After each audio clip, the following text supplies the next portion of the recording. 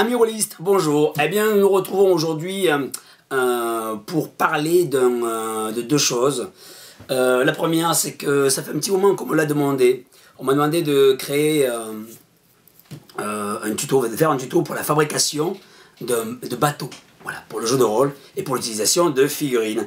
Eh bien, ça va être chose faite, puisque je vous propose de vous faire une petite série à chaque fois de petites vidéos très courtes où on va construire pas à pas, en fait, un navire à l'échelle de nos figurines de jeux de rôle et qui va pouvoir vous servir pour différents jeux, tous les jeux où il y a des bateaux. Et donc à partir du moment où vous aurez vu comment on construit un bateau très simplement pour le jeu de rôle, à partir de carton et de papier et un peu de tissu, eh bien vous allez pouvoir après décliner tout ça de différentes formes en ayant compris en fait quelle est la structure nécessaire pour construire ces bateaux. Donc voilà, donc l'objet c'est de vous parler donc de cette petite série de vidéos que je vais essayer de vous faire.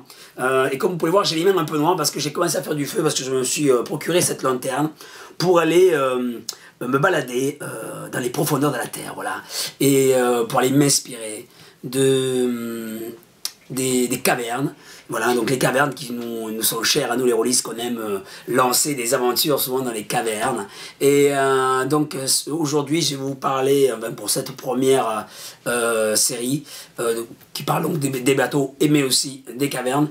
Je vais vous proposer de faire de découvrir une méthode pour créer des labyrinthes, des donjons, des souterrains, des grottes, avec des différents dédales toujours plus difficiles à comprendre et puis surtout à trouver la fin, quoi, hein, parce qu'on sait que souvent il est arrivé parfois que les gens qui font de la spéléologie se retrouvent bloqués parce qu'ils ne trouvent plus la sortie. Et bien là, ce sera mettre au défi vos joueurs pour trouver la sortie et pour comprendre et bien mémoriser en fait les méandres de tous ces coins et recoins souterrains. Voilà. Donc juste après ça, on est parti pour partir sous terre.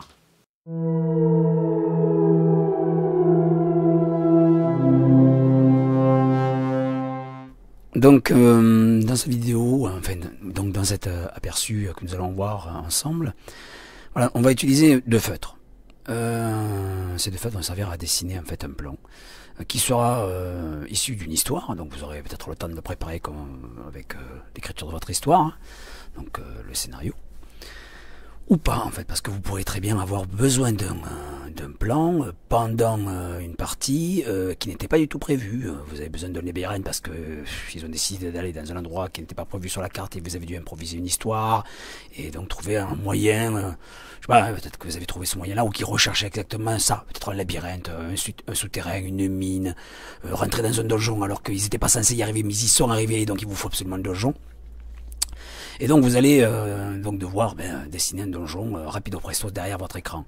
Alors, pour commencer, qu'est-ce qu'on va faire? On va tout simplement tracer des lignes. Voilà, on trace des lignes courbes. Alors si on fait une grotte, hein, c'est vraiment pas droit du tout. C'est dans tous les sens, ça monte, ça descend. Et d'ailleurs, on pourrait le symboliser, les montées, les descentes avec des flèches vers le haut de la feuille ou vers le bas de la feuille pour que vous puissiez toujours avoir une idée, vous, en tant que narrateur, des mouvements du terrain, quoi. Voilà. Ensuite, avec un feutre d'une couleur autre, hein, du bleu clair, donc vous allez faire des tracés qui ne sont pas donc les tracés qui servent en fait à aller au bout du chemin, s'il y en a un d'ailleurs. Hein. Donc les tracés bleu clair, eux, ce sont des voies qui n'amènent pas forcément vers la sortie idéale.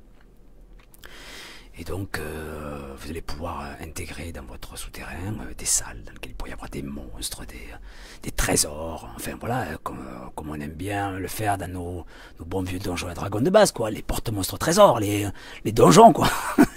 Et voilà, donc tout ça, ça va se construire petit à petit en traçant des lignes, voilà, les stalactites, stalagmites, voilà. Et vous remarquerez qu'en fait, je parle mais en off, hein, c'est-à-dire que vous me voyez ma bouche qui bouge, mais en fait c'est parce que j'ai enregistré juste après, il y avait un souci avec la caméra. Voilà, donc en fait vous allez pouvoir, avec ce trait bleu clair, voir les voies qui ne sont pas les voies idéales pour aller jusqu'au bout. Bien qu'on pourrait imaginer que en prenant les chemins, les voies claires, on ait un petit raccourci. Sur la voie bleue, on peut rajouter des pièges, hein, un trou, une fosse, une trappe, des pieux qui apparaissent dans la cloison, enfin voilà, toutes sortes de choses qu'on peut imaginer, des imbroglios de problématiques, voilà, souterraines, des éboulements, et des zones humides, où il y a des rivières souterraines, où les personnages sont obligés de plonger sous l'eau, et dans l'obscurité la plus totale. Voilà. Et dans tout cet environnement-là, il va falloir que les joueurs gèrent aussi pas mal la lumière, parce qu'il faut des torches quand on est sous terre, parce qu'il n'y a pas encore d'électricité, à moins qu'on soit dans une base, dans une période où l'énergie électrique existe. Ou alors, peut-être une énergie magique, pourquoi pas, qui pourrait éclairer tout ça. Voilà, donc là, on a vu donc un sous-sol plutôt de grotte, et là, je vous fais voir, en fait, on pourrait très bien imaginer le concept aussi de tracé bleu pour le tracé idéal du labyrinthe. D'ailleurs, dans un labyrinthe, c'est le tracé bleu qu'il faudra prendre, parce que ce sera le seul, normalement. Et après, donc, les autres peuvent être des cul-de-sac. Hein, voilà, donc on prend un truc, on se retrouve sur le cul-de-sac. Voilà, et donc, les autres tracés seront forcément des cul-de-sac, quoi. Alors, c'est à vous de voir par où vous voulez faire rentrer le chemin, quoi. Mais on peut vraiment considérablement ralentir les joueurs et bien sûr y balancer toutes sortes de bestioles à l'intérieur dans ce labyrinthe qui, bon, attention, ça peut être très très dangereux parce que on peut facilement donc déjà se perdre si les joueurs ont les moyens de faire un plan sur eux. Déjà en faisant un plan, bon, ça peut aider, mais s'ils en ont pas, eh ben, les joueurs ne pourront pas faire de plan, donc ils risquent d'y passer 3 plombes, quoi. Donc en fait, ça dépend de pourquoi vous voulez faire aussi un labyrinthe. Voilà, et enfin, voilà, donc vous aurez remarqué quand même à l'image que c'est très très très rapide, hein, en traçant un trait, pendant que les joueurs sont en train de réfléchir, ah mais qu'est-ce qu'on fait, ben vous avez fini de tracer votre labyrinthe ou votre donjon ou votre grotte ou je ne sais quoi d'autre, et puis bon voilà, vous avez tout loisir d'organiser un petit peu derrière votre paravent, votre écran de compteur ou de maître de jeu. Vous avez le temps d'organiser un petit peu les tracas souterrains. Voilà, donc après, qu'est-ce qu'on fait? Ben, tout simplement, vous n'êtes pas obligé d'avoir des modules comme je les ai fait là, hein, en argile autodurcissante. Vous pouvez faire ça avec du carton, en symbolisant des sortes de couloirs, des choses comme ça, quoi. Ou pas du tout, même les dessiner sur un Velleda. Non, mais le principe là, de cette émission là, c'est surtout, bon, ben, pour celles et ceux qui ne connaissaient pas trop le principe pour qui débutent dans le jeu de rôle, ben, de voir comment on peut tracer rapidement un donjon, même pour des jeunes rôlistes qui ont envie de faire du porte-monstre trésor, par exemple. Comment on peut aller tracer vite fait, bien fait,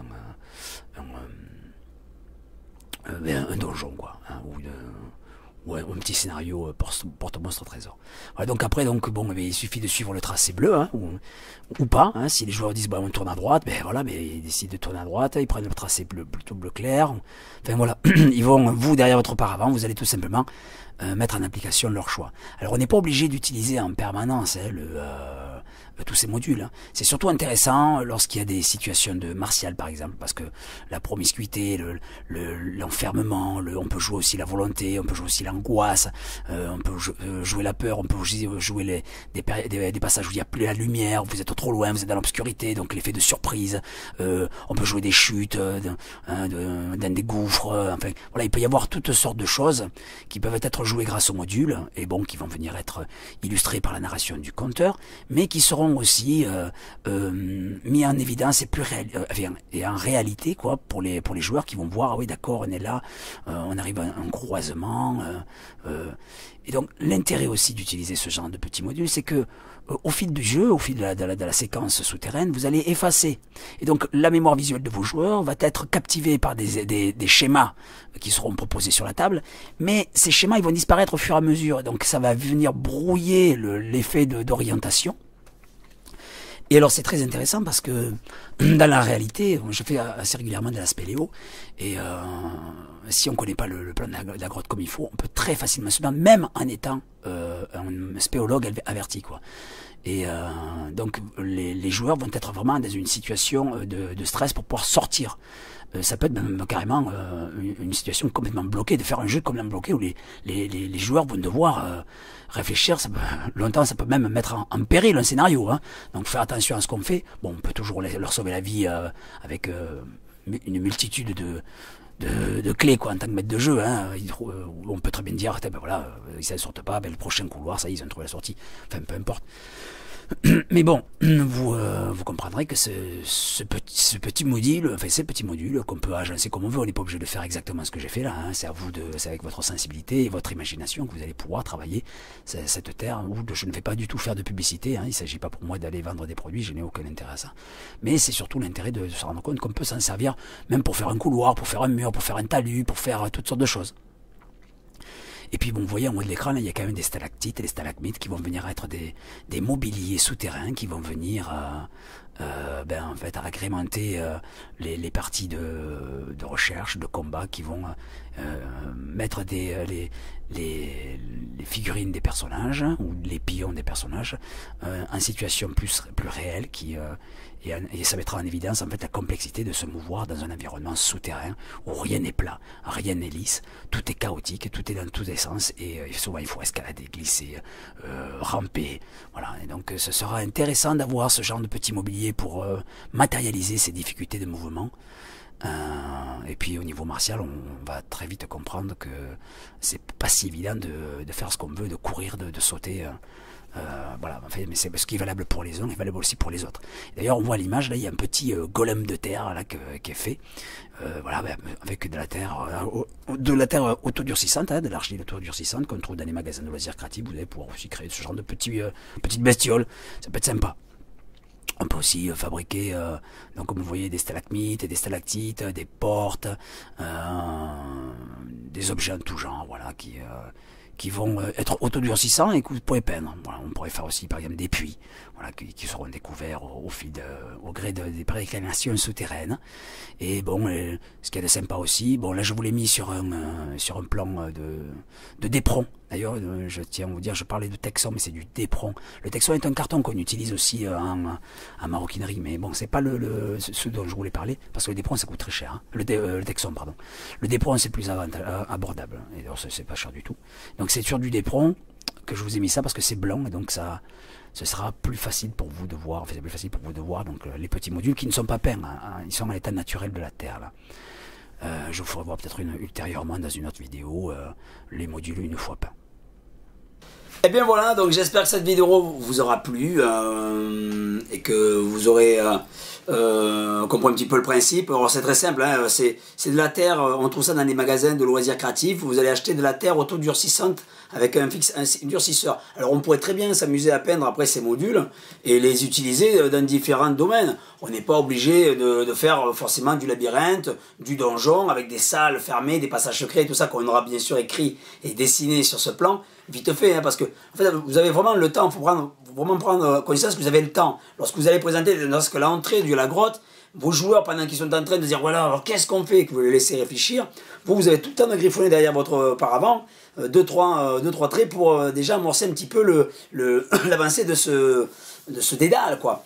Et alors, et pendant qu'ils vont réfléchir, je prends à droite ou à gauche, qu'ils vont se dire voilà, on va peut-être faire une trace sur le mur, on allume une torche, tout ça, mais vous aurez encore vous le temps de préparer ce labyrinthe. Donc, vous l'aurez compris, en fait, il s'agit de cette vidéo de vous proposer un outil pour les imprévus, parce que comme moi, beaucoup de maîtres de jeu laissent vraiment libre cours à l'imagination des personnages.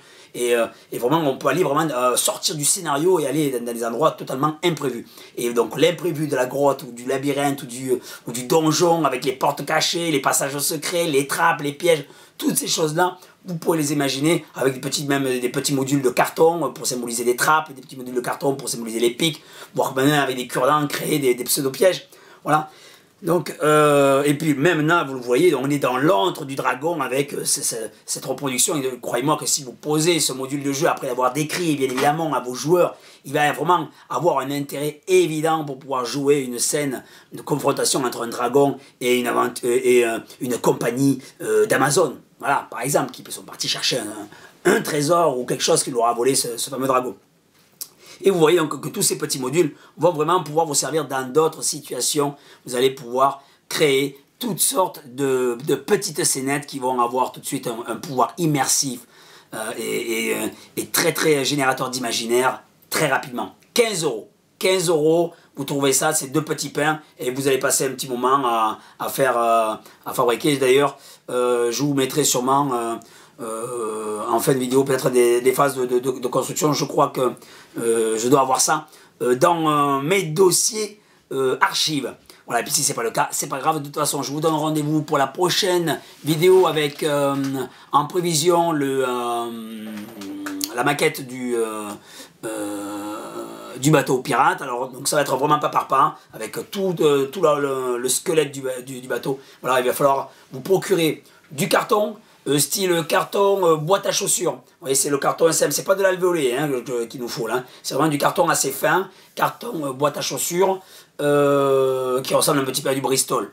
Vous pouvez aussi utiliser, si vous avez du Texon, on pourrait utiliser éventuellement du Texon, ce sera très bien d'ailleurs. Ça se colle à la colle vinyle blanche, c'est très bien pour faire par exemple toutes les planches. Si vous avez du Texon, prenez du Texon. Si vous n'avez pas de Texon, on restera sur du carton. Mais je vous ferai voir donc les différents éléments qu'il vous faudra. Donc de la colle vinylique, du carton à chaussures, style boîte à chaussures, du Texon, hein, si vous en avez, c'est un polystyrène blanc. D'ailleurs, ce module est construit et fabriqué. Je vous mettrai une image à la fin de la vidéo de ce qu'est le Texon. Une boîte de Texon, une planche de Texon, c'est énorme. Ça mesure plus d'un mètre 20 sur 70 ou 80 de large. Et vous avez de quoi faire des châteaux, des modules, enfin des tas de trucs, quoi. Voilà, donc il vous faudra ça pour fabriquer ce bateau, de la peinture, un petit peu de tissu, un petit peu de ficelle de cuisine, hein, de la ficelle à rôti. Pistolet à colle chaude, colle vinylique, et ça vous l'aurez vu, et puis voilà quoi, ce sera tout. Voilà, donc bon, mais déjà vous pouvez commencer à préparer tout ce matériel parce que la vidéo va venir, elle va arriver, donc petit à petit. Ah oui, il vous faudra un cutter, petit à petit, pas à pas, on va construire tout ça, donc cutter, ciseaux, tout ce qui est possible, imaginable pour découper du carton et assembler du carton. Voilà, et je vous dis, n'oubliez pas de vous abonner, hein, parce que c'est important. On est déjà à 290 au moment où je vous parle, 290, incroyable, merveilleux. 290 fans de jeux de rôle qui ont envie de faire du jeu de rôle à l'ancienne. Voilà, je vous remercie de me suivre. N'oubliez pas de liker, la cloche de notification, et merci de laisser des commentaires. J'adore quand vous mettez des commentaires. Vraiment, ça me permet d'échanger avec quelqu'un. Même si c'est négatif, c'est pas grave. Il en faut pour tout le monde. Allez, bye bye.